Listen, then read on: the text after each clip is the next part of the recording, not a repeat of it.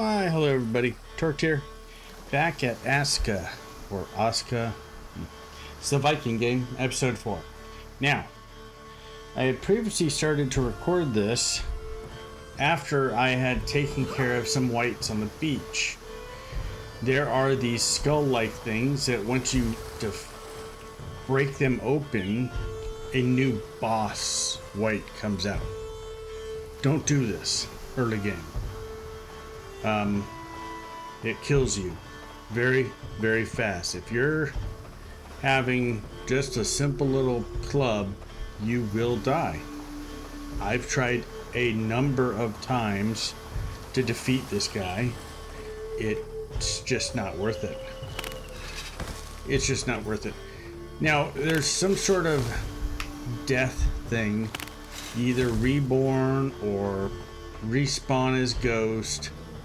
Respawning as a ghost means that you gotta take over a villager, and you already have to farm stones, Jotun blood, to get a villager and have to wait 10 minutes for one, so I don't think that's really a good idea. It's just more kind of grinding just to get one.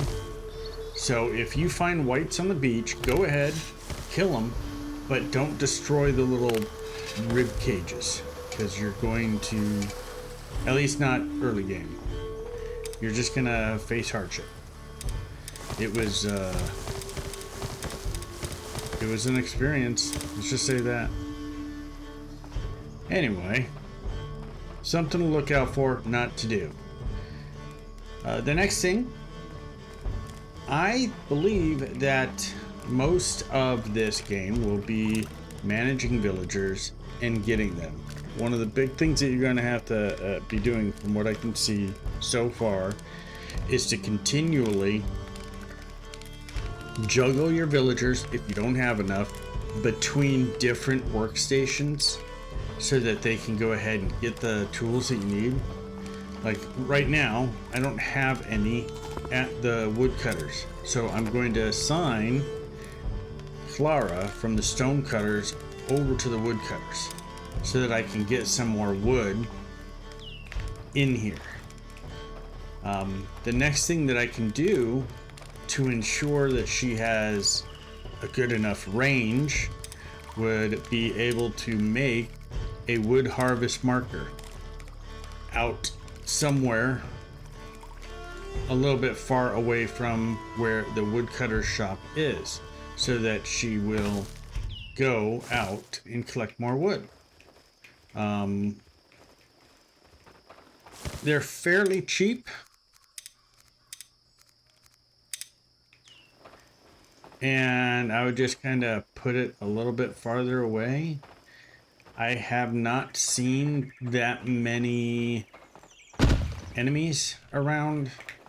I know that might not be a big deal to some people. And I think the villagers can kind of hold off on their own a little bit. I have seen one of them help me with a wight, so they do have at least some skill in fighting or defending themselves.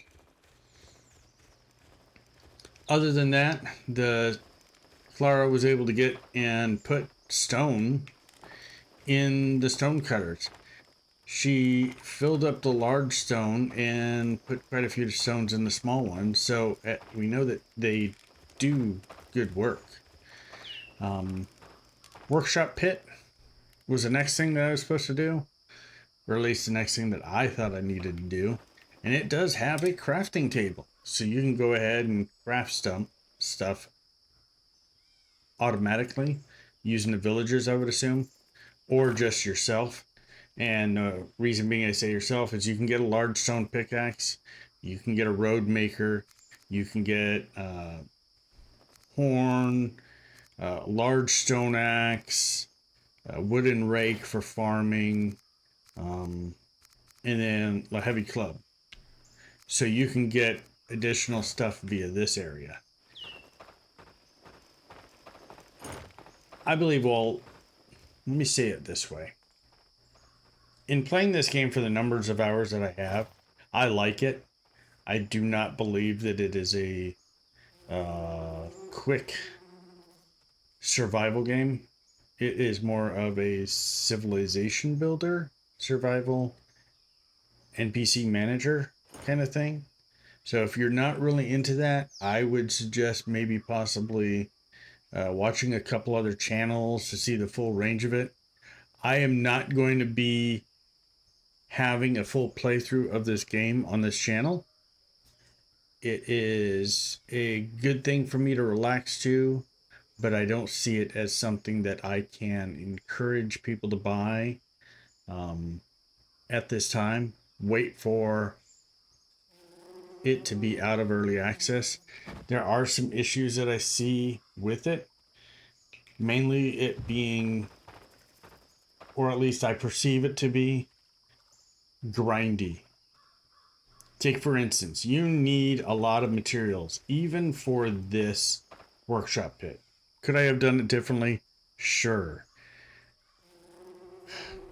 But seeing some of the other ones, let's say Longhouse, that's a lot of gear. By that time, you will more than likely have more 2, 3, or 4. Maybe you'll have 10 villagers. Maybe you'll have 20. This isn't going to be a quick game is what I'm seeing it as it right now. Let's say you want to do defensive archery range, which the villagers could get better at stuff, but then even doing little plots of land for planks and wood, it is, or at least what I think it is going to be, is plop houses down as fast as you can get as villagers is to grow it. It's not necessarily my cup of tea. I'm not sure if it's everybody's cup of tea, but it is out there. I do like the setting. The graphics are great. I have not had any bugs whatsoever. The combat was not exceptionally difficult to get used to. Just roll out of the way. And even when you're fighting, let's say I had 8 to 10 whites around me, your club will actually hit more than one. That was kind of nice. At the time, I built a flimsy shield, which is fairly cheap, to go ahead and defend myself with. And it lasted for very little time frame. I'm not sure how the durability works with that compared to enemies' damages. I didn't test that out, but I think that could be adjusted. Overall, a different kind of game than I'm usually doing. I liked it. I probably will still play a little bit, but I can't necessarily just recommend it right now.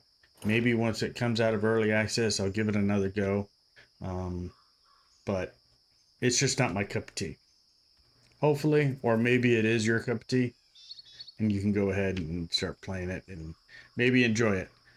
Maybe if you go ahead and get a ton of villagers really quickly, maybe that'll help you be able to surpass some of the grindiness at the beginning of the game.